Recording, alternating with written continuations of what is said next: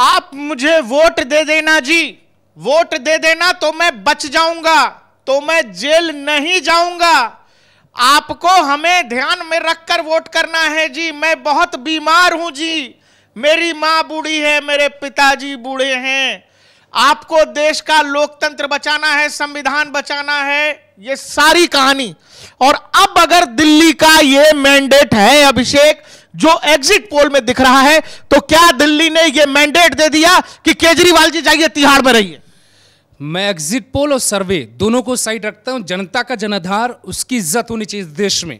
अरविंद केजरीवाल के पास अब एकमात्र विकल्प है प्रकाश भाई, रोने का और आकलन करने का, आत्ममंथन करने का, चिंतन करने का और पश्चाताप करने का कि आप राजनीति में क्या कहकर आए थे और क्या बन गए। आप क्या हो गए? आए थे नाली साफ करने के लिए, कीचड़ साफ करने के लिए। यह आपका बयान है केजरीवाल का, मेरा नहीं है। और कीचड़ साफ करते हुए राजनीति में कुछ दाग लग जाते हैं, यह केजरीवाल का बयान था। लेकिन राजनीति का कैसे सत्यानाश पीटा जाता है, लोकतंत्र के नाम पे कैसे नंगा नाच किया जाता है, वो सबने ये देखा।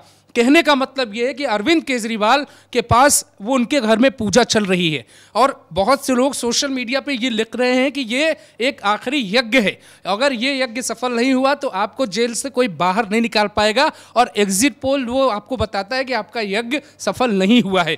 अरविंद केजरीवाल के पास कोई विकल्प नहीं है और वो घर में बैठ के फूट फूट के रो रहे होंगे। उनके पास एकमात्र विकल्प था कि काश इंडिया गठबंधन की सरकार आती, लेकिन एग्जिट पोल में जनता का जो रुझान है वो क्लियर दिखाई दे रहा है, सरकार आती नहीं दिखाई दे रही है। अभिषेक, इतनी कोशिश हुई इमोशनल कार्ड खेलने की, मैं बीमार हूं, मेरा वजन घट गया है, किडनी की दिक्कत है, कैंसर संभावित दिक्कतें हैं, बहुत मोदी जी मुझे मारना चाहते हैं, ये सब बात।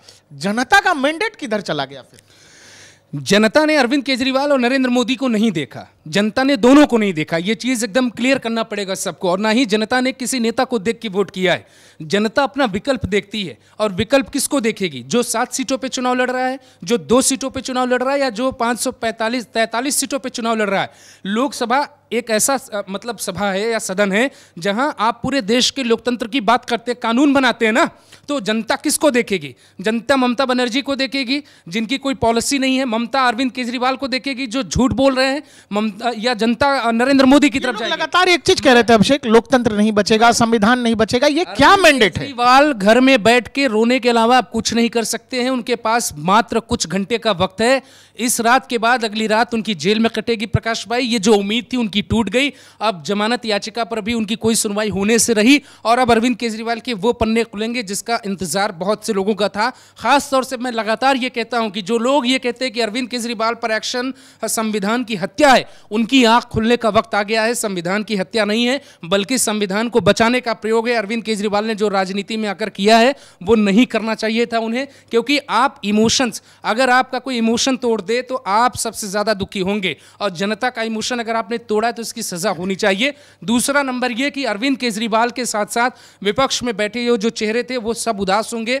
तेजस्वी यादव का करियर दांव पे नहीं लगा है, वो विधानसभा के बड़े नेता हैं, लोकसभा में भी उन्हें तैयारी करनी है। अखिलेश यादव का भी करियर दांव पे नहीं लगा है, वो विधानसभा एक सवाल, क्या देश ने ये मैंडेट, अगर यही एग्जिट पोल का मैंडेट 4 जून को रहता है, तो क्या देश ने नरेंद्र मोदी को फ्री हैंड दे दिया है कि भ्रष्टाचार पर आपको जो करना है आप करिए, देश को कोई फर्क नहीं पड़ रहा है कि कितने मुख्यमंत्री जेल में जा रहे हैं? देखिए, ये जो जनता ने जो वोट दिया है ना, वो इसलिए नहीं दिया कि नरेंद्र मोदी जो आप तेजस्वी यादव को जेल में डाल दीजिए, अब जो है प्रधानमंत्री आप जो है ममता बनर्जी को जेल में डाल दीजिए। अगर आप जेल में गए और न्यायपालिका ने जब आपको जमानत दी तो आपने कहा कि न्यायपालिका में दम है।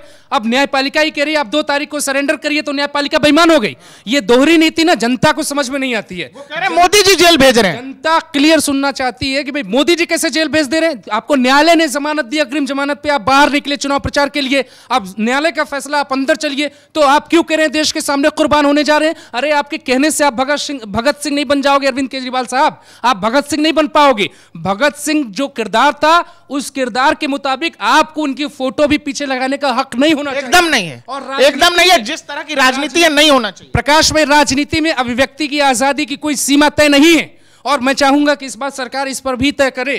आप कुछ भी नहीं कर सकते। आप डॉक्टर अंबेडकर साहब की तस्वीर पीछे लगा के आप संविधान का रट्टा मार के संविधान नहीं तोड़ सकते। 24 घंटे आज आप संविधान करते थे ना, तो देश तो संविधान से चल रहा है। आपको माननीय न्यायालय ने छोड़ा, माननीय न्यायालय आपको सरेंडर के लिए बोल रहा है, आप जाइए अंदर।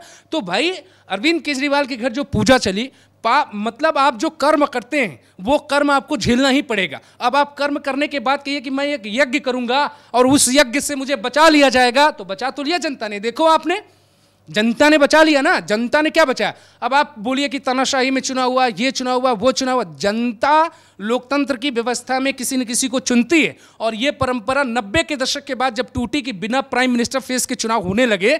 अब उसमें जब बीजेपी ने साल 2014 में प्राइम मिनिस्टर फेस दिया, 19 में दिया, 24 में दिया, और जब जनता चुन रही है, तो आप लोग कौन से नशे में बैठे कि आप अपना प्राइम मिनिस्टर फेस नहीं दे सकते थे? इन्हीं अरविंद केजरीवाल को आप प्राइम मिनिस्टर का फेस बना देते, दूध का दूध पानी का पानी हो जाता। ना इनको रोना पड़ता, ना इनको यज्ञ करना पड़ता, ना पूजा करना पड़ता, ना जनता के सामने रोते, ना भीख मांगते वोट का। आप जाते, प्रचार करते, जनता तय करती अरविंद केजरीवाल या नरेंद्र मोदी, और जनता ने तय कर लिया ना नरेंद्र मोदी।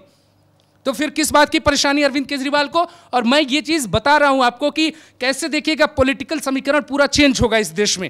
अरविंद केजरीवाल जेल चले जाएंगे, ममता बनर्जी का सरेंडर हो जाएगा, राहुल गांधी बैंकॉक चले जाएंगे, गांधी परिवार में आग लग जाएगी। अभी प्रियंका गांधी का बेटा बड़ा हो चुका है भाई, कब तक छिपाओगे? कब तक प्रियंका गांधी, सोनिया गांधी, राहुल गांधी के प्रचार ये भी बता दे, प्रियंका गांधी के बेटे को बाकायदे हिंदी पढ़ाई जाती है कि राहुल गांधी वाली गलती नहीं होनी चाहिए। रॉबर्ट वाड्रा खुल के मैदान में आ गए, दिग्विजय सिंह जैसे सिपाही को कहते हैं कि वो तो टाइम पास थे कांग्रेस के लिए। आप समझ रहे हैं? तो जो भूकंप आने वाला है ना, वो तो बीजेपी जो फैसले करेगी, पीओके फल्ला डिकना, वो अलग है। भूकंप क्या होगा कि आप अपने घर पे एक पेड़ बड़ा लगा दीजिए, पड़ोसी के घर उसकी छाया जाएगी। ये पॉजिटिव हो गया। लेकिन कई लोग क्या होता है ना, गांवों में बड़ा पेड़ लगा देते हैं, पड़ोसी को देखना ही ना पड़े। तो वही होने वाला है विपक्ष के साथ, और खास तौर से अरविंद केजरीवाल के साथ। ये जो नतीजे आए हैं, उसमें एक पॉलिटिकल मैन का करियर दांव पे लग गया है, वो है अरविंद केजरीवाल। शायद मुझे नहीं लगता है वो कभी रिकवर कर पाएंगे, क्योंकि अगर एनआईए की एंट्री हो गई है तो फिर देश के सामने वो सच आएगा जो बहुत लोग थोड़ा थोड़ा जानते हैं। प्रधानमंत्री मोदी ने एक इंटरव्यू में एक बयान दिया था कि ये जो विरोध है, ये जो तीव्रता है, ये केवल 4 जून तक है, और 4 जून के बाद सब कुछ बदल जाएगा। प्रधानमंत्री का वो बयान क्या अरविंद केजरीवाल और उस तरह के नेताओं के लिए था? आप भी हमें ये कमेंट सेक्शन में बताइएगा कि ये एग्जिट पोल अगर नतीजों में तय हो गए तो देश में विपक्ष का क्या होने वाला है।